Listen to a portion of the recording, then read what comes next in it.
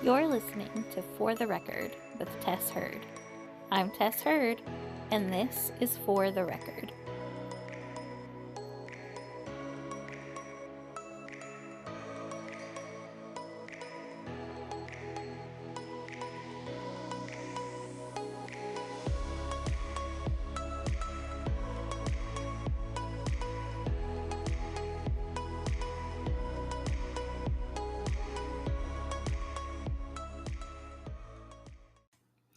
Hello, everyone, and welcome to the very first episode of For the Record with Tess Heard.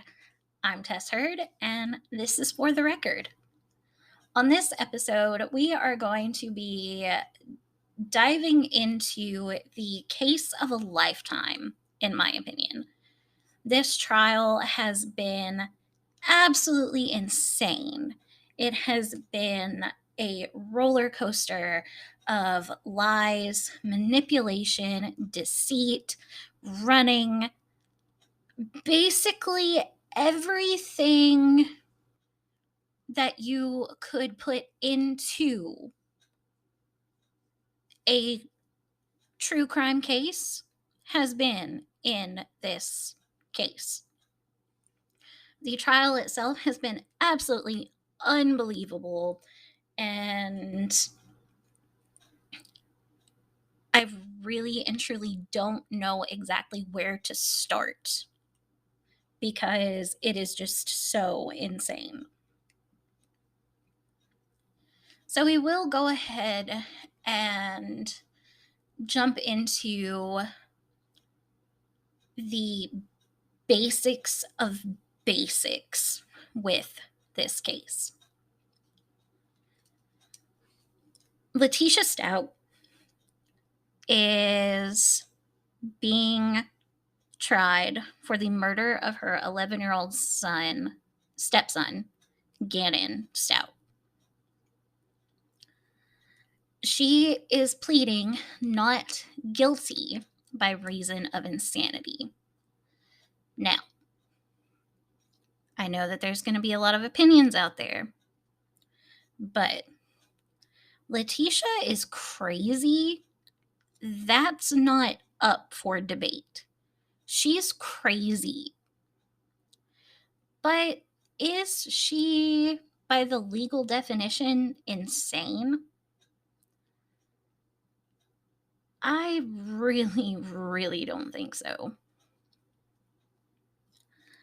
So, if I were to go into all of the details about this, we would be here for literal days. And I don't think that I have the ability to just briefly summarize the entire trial. I don't think that really anybody can do that. The depth of some of this stuff it's unreal in so many ways. The elaborate lies that Letecia told, the way that she manipulated and attempted to manipulate everyone around her, the way that she denied and refused to take up any responsibility for anything that happened. If you are using common sense, you would be hard pressed to believe that she was insane. And I think that the prosecution has done an incredible job in presenting their case and making it known that while there may not be a clear motive, where they may not have the weapons, they may not have every single piece of evidence that they would typically need to convict someone, the facts are still there. And even though they don't make sense, sometimes people kill just to kill. Not because they're crazy, not because they're insane, not because they suffer from a severe mental disorder, not because they have brain damage, just because. And I know that's not a satisfactory answer. I hate whenever somebody says, you can't do that. Well, why not? Because I said so. And I get that wanting the why and the more specifics of the how, that can prove a lot when it comes to motive and maybe mental awareness and everything. But like I said, the lies and the manipulation and the stories and just everything wrapped up in this whole case, I think that it just leaves everybody scratching their heads more than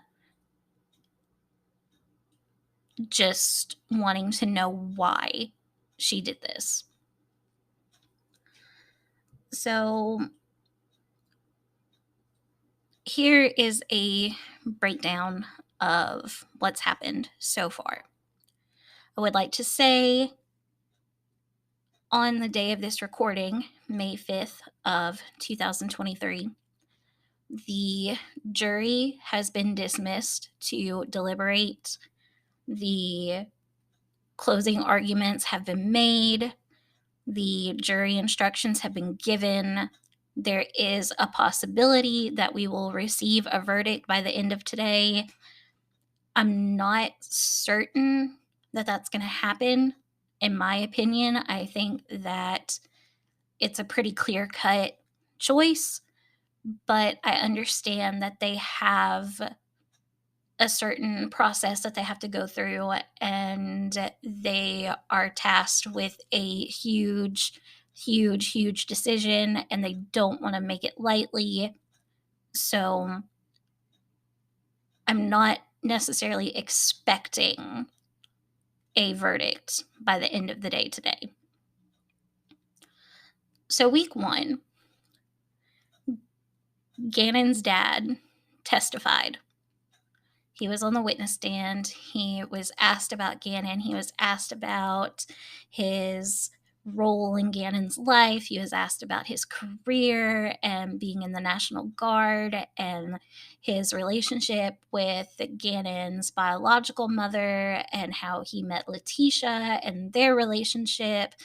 And you just got a really good history of their family and how things were with Letecia up until January 27th of 2020. Al stated that Letecia never seemed unstable.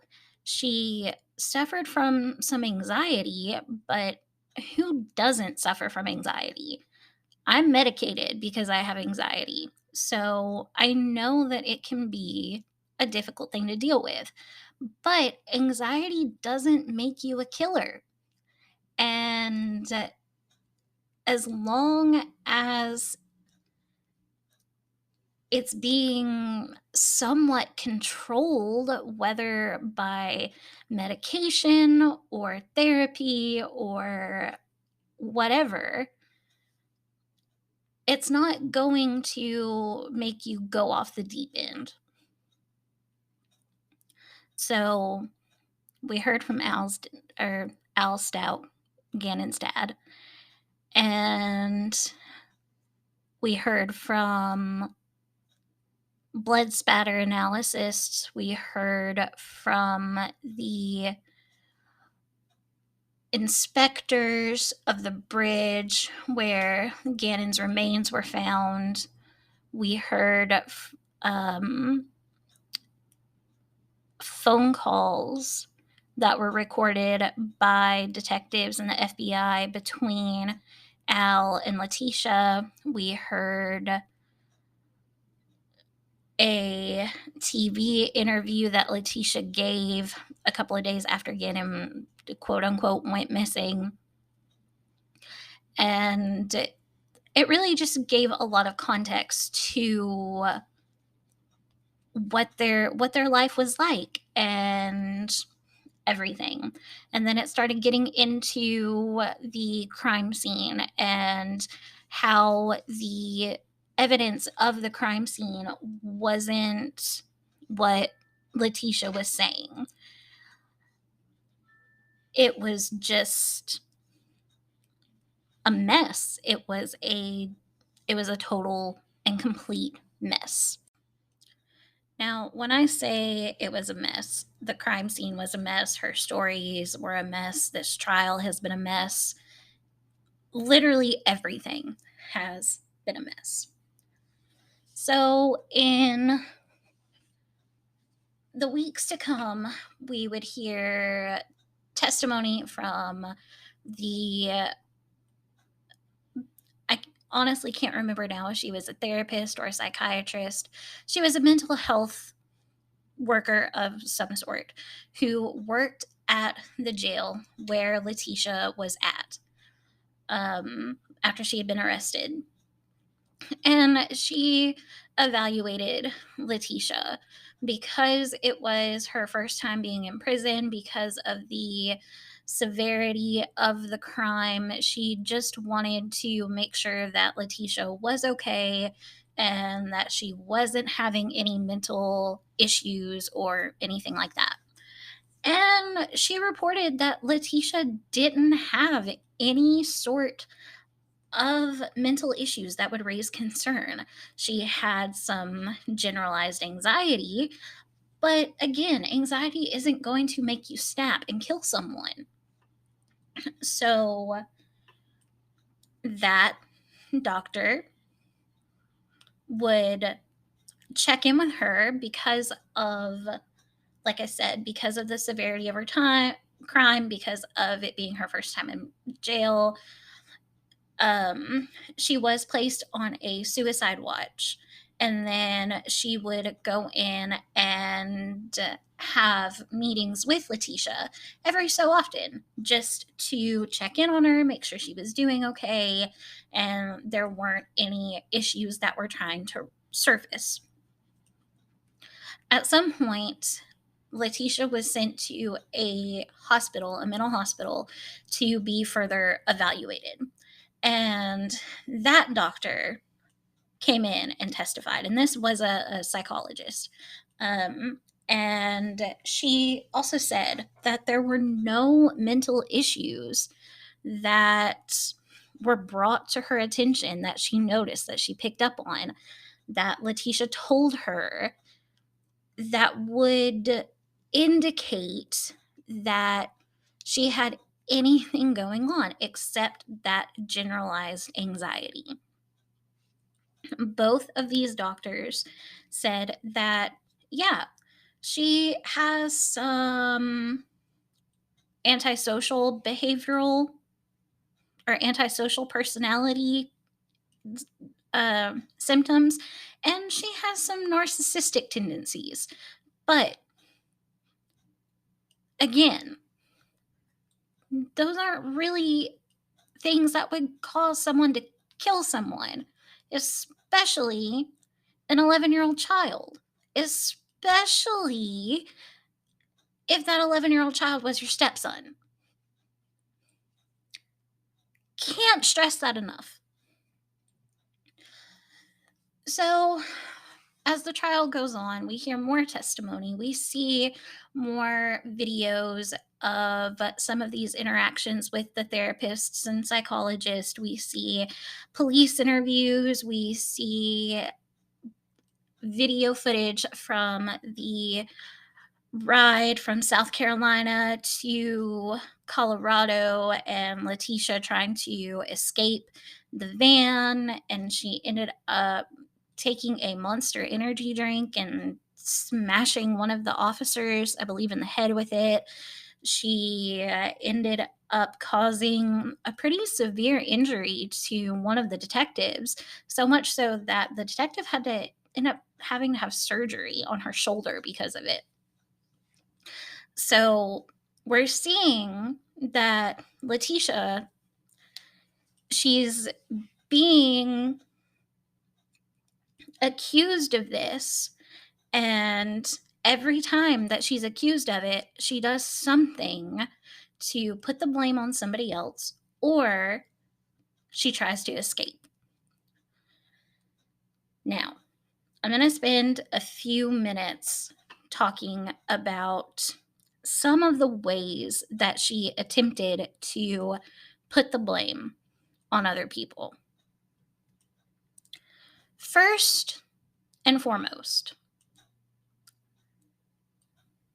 she said that no, Gannon didn't really go to a friend's house. I just said that because I didn't want to get in trouble. But we went to test ride a bike because I was going to buy a bike for you and surprise you with it when you got home. And when we were test riding the bike, Gannon fell and busted his head open. And the man that had the bike took him away. And I haven't seen him since. That makes so much more sense, right? That's clearly a great, great answer. Well, then that story changed. And she said that she had given one of the construction workers in the neighborhood the garage code for their house so that he could come in and replace some of the carpet in Gannon's bedroom because he had accidentally set his bedroom on fire the night before. And whenever her and Gannon got home that afternoon, this guy named Eduardo was in their house, and he proceeded to force himself upon her and then take Gannon. Then the story changed, and this construction worker was no longer named Eduardo, but his name was Quincy Brown, which Quincy Brown is a real person who did have a record, but he was not in the state of Colorado at the time, and that was confirmed by family members of his. Then the story changes again, and there was something about an Uncle Matt, which Gannon didn't have an Uncle Matt, so that didn't really make any sense either. Then the story changed again, and she said that her and Gannon had gone to Petco, and there was a guy laying in the middle of the road, and they stopped to help him, and he jumped in the car and made them take him back to their house, where he proceeded to force himself upon her and then take Gannon along with a suitcase. And that's what happened. Then the story changes again, and Letecia and Gannon were driving and saw a pregnant woman who was very obviously pregnant, and they offered to give her a ride. And whenever this woman got into their vehicle, she took off her pregnant belly and started taking cash out of it and demanded that Letecia take her to a nearby Mexican restaurant, and that Letecia was going to help her in a money laundering scheme at the Mexican restaurant.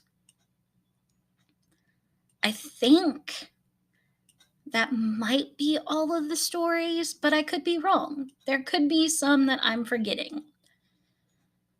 So, in essence, Letecia lied. Obviously, lied. And put blame on everybody else but her, but herself.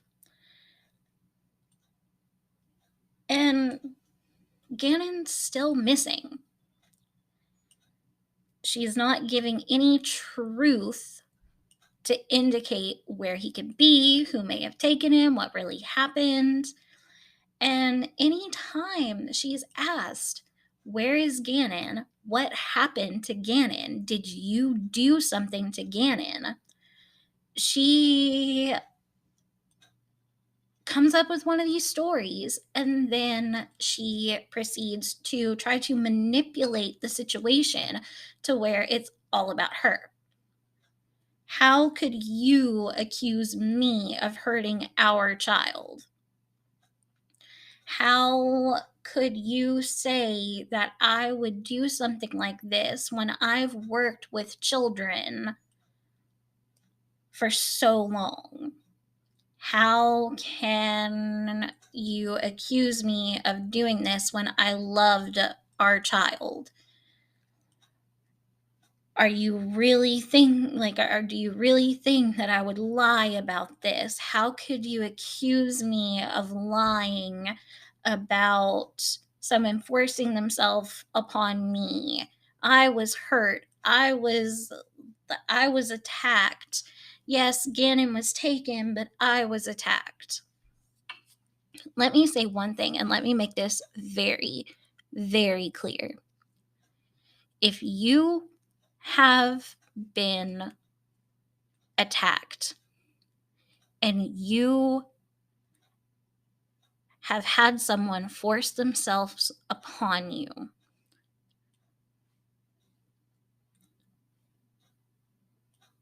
you,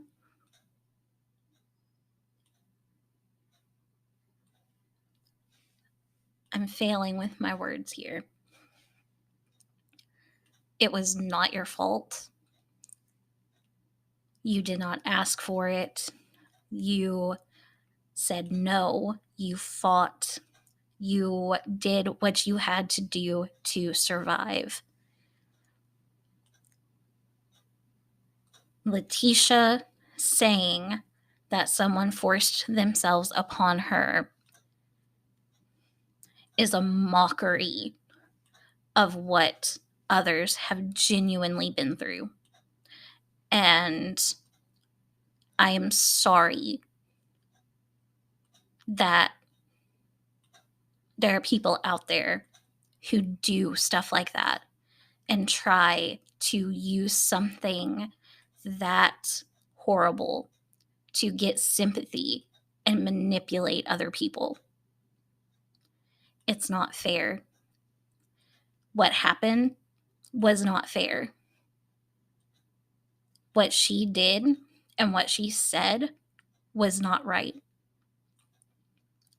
And I just want to make it very clear that I do not doubt women or men who claim that they have been attacked in such a way.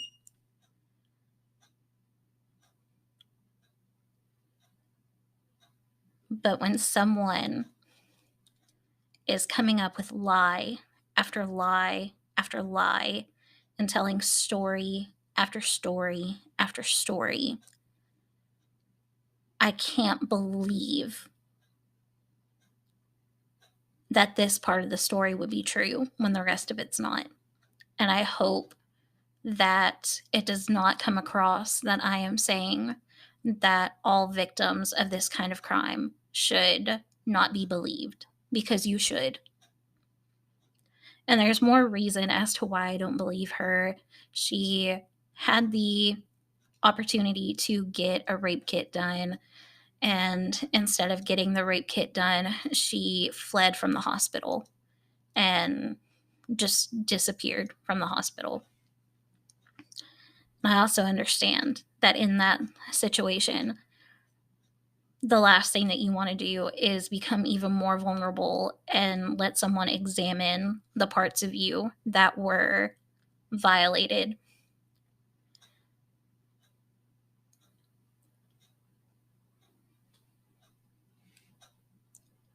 But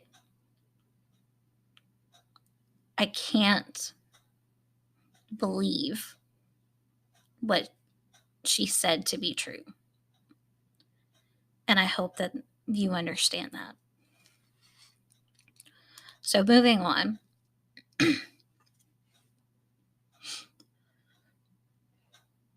Sorry, I had to take a breather there. Moving on. Letecia flees from Colorado and drives from Colorado all the way down to Florida, I believe Pensacola, where she takes a green suitcase and throws it over a bridge.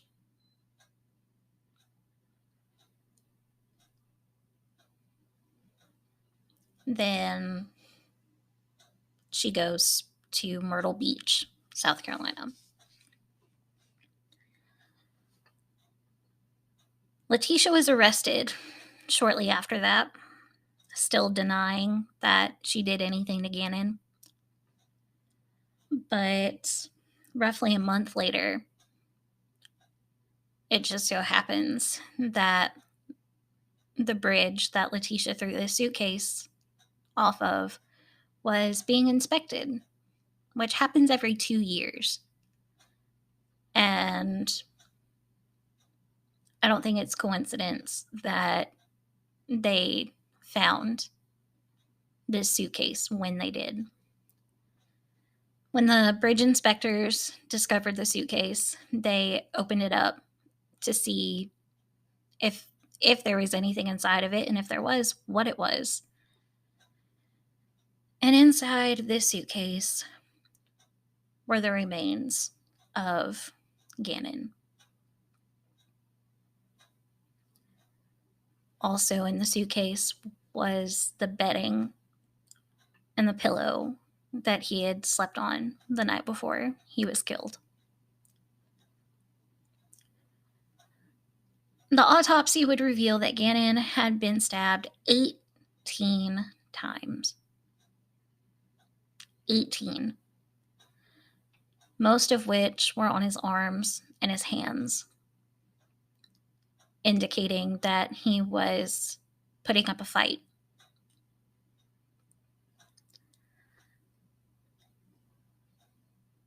There were indications that he had been hit in the head 4 times, causing his skull to be crushed.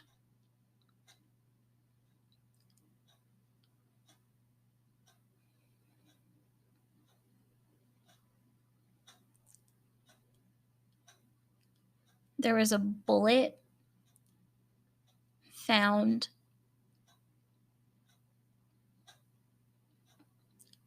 that had entered through his jaw and severed his spinal cord, which would have killed him instantly. They also discovered 2 other bullets in the pillow that was in the suitcase with him.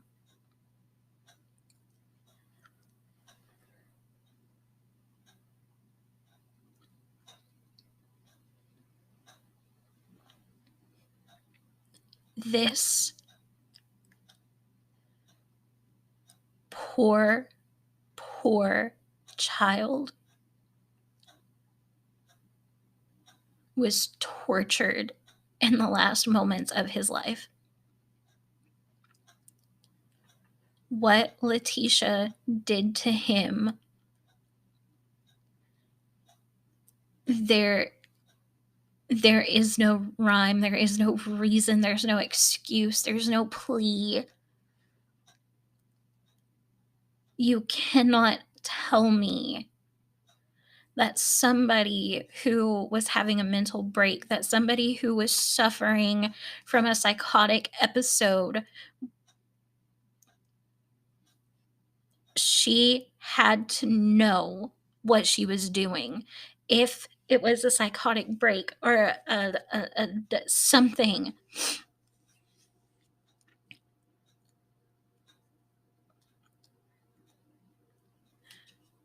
what she did was overkill. She stabbed him, she hit him, she shot him. And I think the most heartbreaking thing about it was that they discovered that the bullet used wasn't just a regular bullet. It was a hollow point bullet.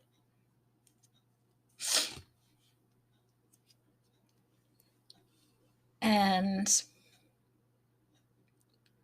hollow point bullets do a lot more damage. I'm just going to leave it at that.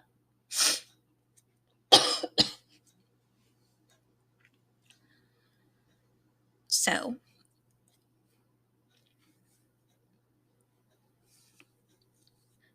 Letecia admits to killing Gannon. We see that in one of the video clips that they play.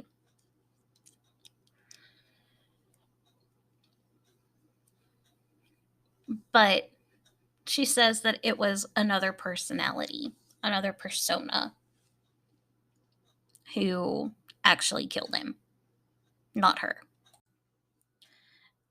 I would like to say and point out that Letecia didn't claim that she had any mental illnesses or disorders or problems other than her anxiety until she had her competency hearing for court. And from what I've gathered, it's a pretty common thing to see if you're competent to withstand court. I think that that's pretty, especially in a case like this. I could be wrong, and if I'm wrong, then feel free to correct me. I want to learn, not just talk about these things. So it wasn't until they did her competency hearing to see if she could withstand trial that she decided to plead not guilty by reason of insanity. Now we're going to get into some very interesting stuff, because the whole point of this podcast is to go over some of the stuff that happened in these trials. And because this case has been so heavy on my heart, I wanted to give some background into it. And I went into it more than I intended to, but I think that ultimately it's going to be a good thing, because it's going to show people that Gannon was an innocent child. He did not deserve what he was put through. And Letecia, while maybe crazy, is absolutely not insane. When Letecia decided to plead not guilty by reason of insanity, the defense had to bring in a professional, someone who could evaluate Letecia and prove that she had something going on with her. Because she said that it was another persona that killed Gannon and not her, they decided, oh, I bet that she has dissociative identity disorder, or DID for short. Now, again, I'm not certain on this, but from what I've gathered, DID is what used to be considered schizophrenia or multiple personality disorder. I'm not 100% certain on that, but that's what I've gathered. So again, if you know, feel free to correct me. I want to learn. So, the expert that they brought in, Dr. Dorothy Lewis. Now, Dr. Dorothy Lewis, in my opinion, is the epitome of a quack doctor. Granted, she's 85 years old. She's probably kind of senile. Probably doesn't remember things all that well. But still, she has an impressive resume. She really does. She was Harvard taught, something else. I can't remember what the other school was. She's worked with all kinds of people. She's done a lot of research. She even has a documentary about her on HBO in case you want to watch it. I'm not going to, but you can if you want. So, there are a few things about Dr. Lewis that I think need to be talked about. And these things, I think, should be on the record. And that is why this podcast is called For the Record. She could not give definitive, genuine answers to any of the prosecution's questions.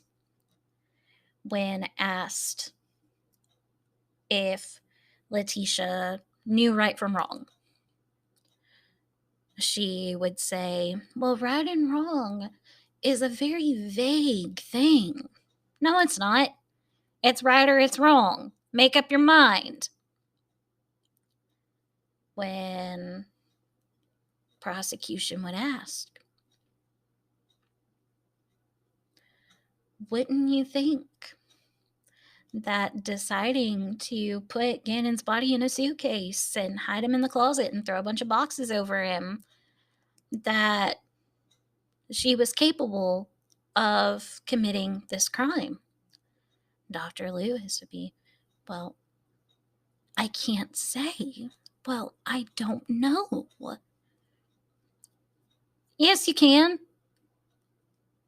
You're just being stupid.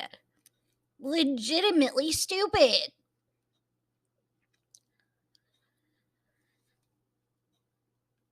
She wanted Letecia to have DID. That was obvious. And she had figured out a way to associate DID with brain damage. But before she could diagnose somebody with DID, she wanted to have at least an MRI done. And I can't remember now. I think it was an EEG. EKGs are the heart, right? So I think an EEG is the brain. Again, correct me if I'm wrong here. So the court denied that. And then defense, revoked the request for it. And when asked about that, Dr. Lewis was like, well, this is news to me. I didn't know this. Then prosecution was like, you've refused to testify in other cases where you weren't able to get the MRI and the EEG. Why didn't you refuse to testify in this one? And no one else has said anything about this. And I swear I heard it. I swear I heard it because it was like a oh snap moment. And I really do need to go back and listen to it just to make sure that I wasn't hearing things. But I swear she said, well, I tried. Like she tried to get out of testifying. So she couldn't get the testing that she needed or wanted. She couldn't definitively say if Letecia has or does not have DID. She couldn't even say what the legal definition of insanity was in the state that she was testifying in. This was a huge deal. Even I, not being a lawyer, not being a doctor, not being anything of the sort on either side, was like, if you can't even say what the legal definition of insanity is in this court, how are you supposed to testify that the person on trial in this court, in this state, is insane if you don't even know what the definition of it is? That's like saying, what's the definition of being alive? Well, I don't know. Then how do you know that you're alive? Well, I don't. I'm just saying that I'm alive. Then how do you know that you're alive? Well, I don't know. It's mind-boggling. I'm getting angry now. I'm getting and it's about to go off. Oh my goodness. Okay. So, her entire testimony was a train wreck, and I mean a train wreck, because every answer was, I don't know, I can't say, I'm not sure. And then whenever she would answer a question, she would give maybe a word or two in an answer and then refer to a previous case that she had, a previous patient. This is my theory on Dr. Dorothy Lewis. She cannot comprehend that someone would or could hurt or kill someone without having some sort of brain damage. I don't think that she can comprehend that there is evil and that evil people exist and they do evil, heinous, vile things. I think that she had a one-track mind. She wanted to find DID. She wanted to find it in Letecia so that she didn't have to face trying to conceptualize and accept that Letecia did this to Gannon for no reason. Whereas if she had DID, then it wouldn't be for no reason. It would be because another personality did it. Another persona did it, and did it in a way to protect Letecia, because Letecia's brain was looking at Gannon as if it was someone who had hurt her in her past. That's my theory. I could be way off here, but I think that's a pretty good theory.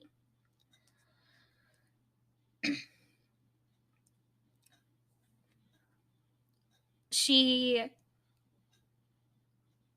would go off on like tangents and rants and would say that people were stupid and everything. And at one point, she was going off on one of her tangents. Prosecution was trying to just get her to answer the question. Defense was, I don't know what defense was doing, but he was babbling about something. The judge like stands up and goes, okay, stop. Like they were a bunch of little kids. This 85-year-old woman is acting like a child. I'll tell you what, the one who needs to be on trial, pleading not guilty by reason of insanity is Dr. Lewis. She's nutso. She's berserk. She's a kook. She's a crock. She made a mockery of the entire case. She made a mockery of the case, of the court, of the judge, and worst of all, she made a mockery of Gannon and his family. She made them out to be the ones who could have prevented all this from happening, but didn't. She said that Gannon had the hydrocodone in his system. Well, Letecia didn't give it to him. Gannon probably took it on his own. And then somehow tried to say that he had like OD'd or something.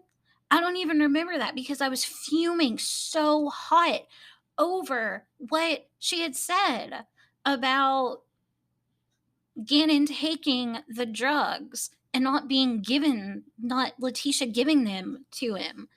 And I'm just like, can this witness be dismissed? Please.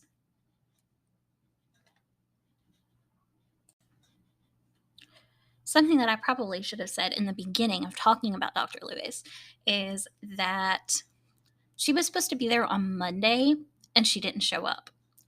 Tuesday, she was supposed to be there at 9 o'clock and she didn't show up. She was supposed to be there at 2 o'clock and she didn't show up until I believe almost 3 o'clock. On Wednesday, they were supposed to be there at 9 o'clock in the morning. Dr. Lewis didn't get there till almost 9:30.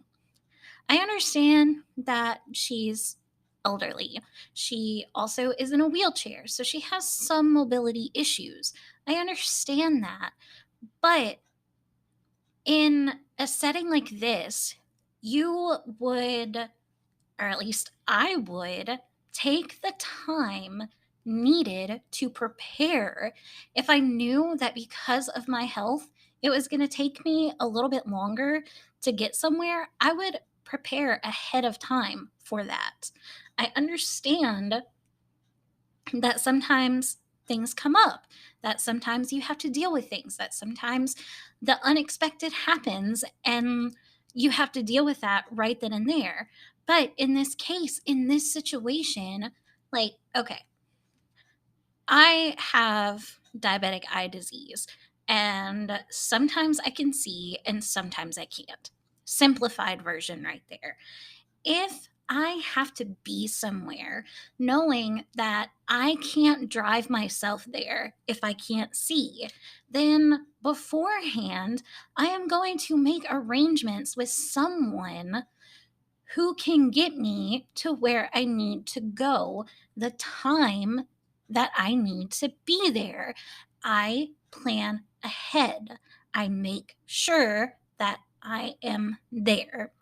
I think with Dr. Lewis, she did not want to testify. She did not want to be a part of this trial.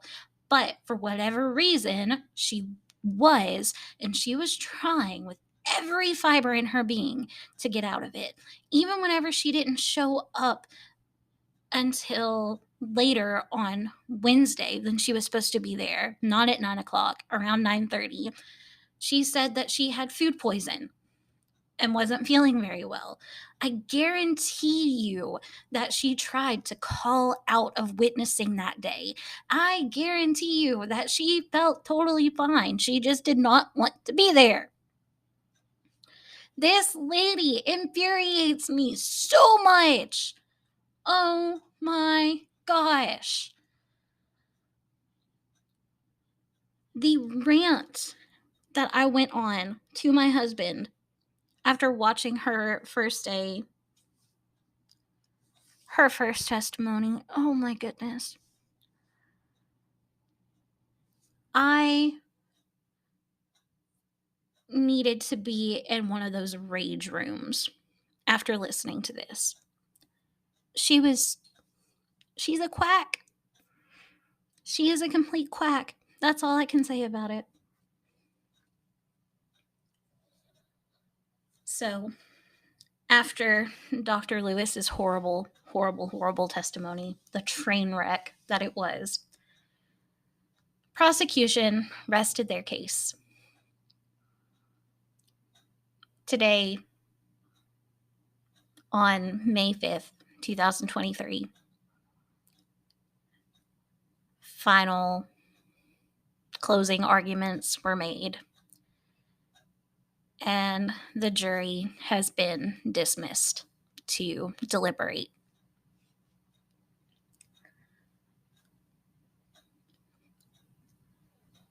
I want a verdict today.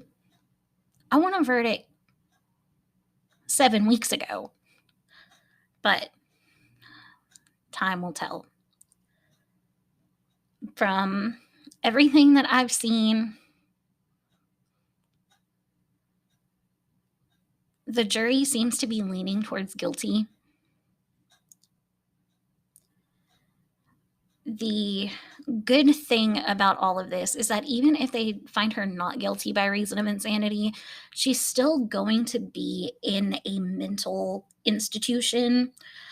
But I don't know if that means that she will have life in that institution or if she'll be able to walk someday.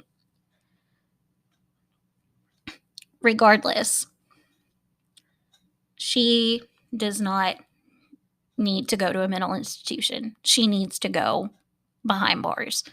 That's where she belongs. In the state of Colorado, the death penalty has been eliminated, I think. And even though this crime happened before they abolished it, I don't think that they are putting that on the table for her. So her sentencing would be life in prison, I believe, without the possibility of parole. So I don't typically support the death penalty. I think that there are some cases in which it's warranted, but I would never openly say, oh, yeah, that person deserves to die. While I do think that some people deserve to die, I do not believe that we have the authority to say who lives or who dies. I think, especially in Letecia's case, if the death penalty were an option and if she were to be found guilty and receive the death penalty, that would almost be a cop-out because she would not have to deal with the consequences of what she did to Gannon. Whereas life in prison without the possibility of parole, that would give her the rest of her life to think and remember and have to deal with the fact that she took Gannon's life. Even if she is found not guilty and she does go to the mental institution, I don't believe that she has DID or any kind of personality disorder. I don't believe that she has any form of insanity. So even if that is another cop out for her, she is always going to have to remember what she did to him. She can try to hide it all she wants to. She can hide behind her personas and her Marias and her Harmonies and her Taylors and her Jasmines and Twilight vampires all she wants to. She's guilty. She knows what she did. She knows that she did it purposefully and deliberately. We know that she did it. We know that she did it purposefully and deliberately.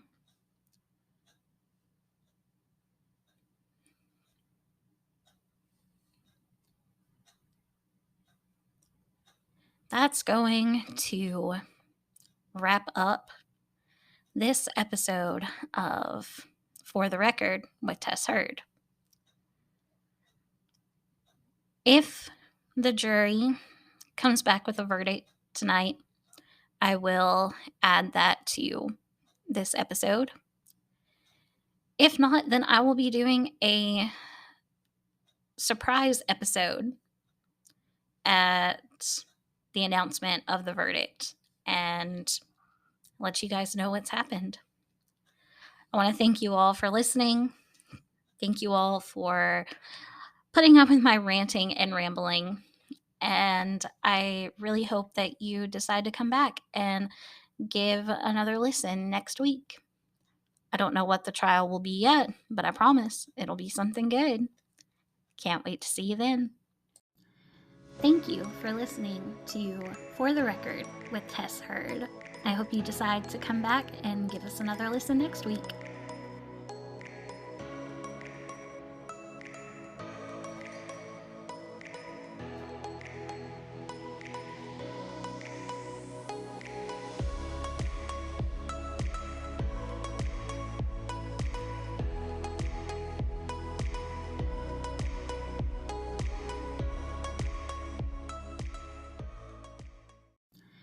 Thank you for listening to For the Record with Tess Heard. I hope you decide to come back and give us another listen next week.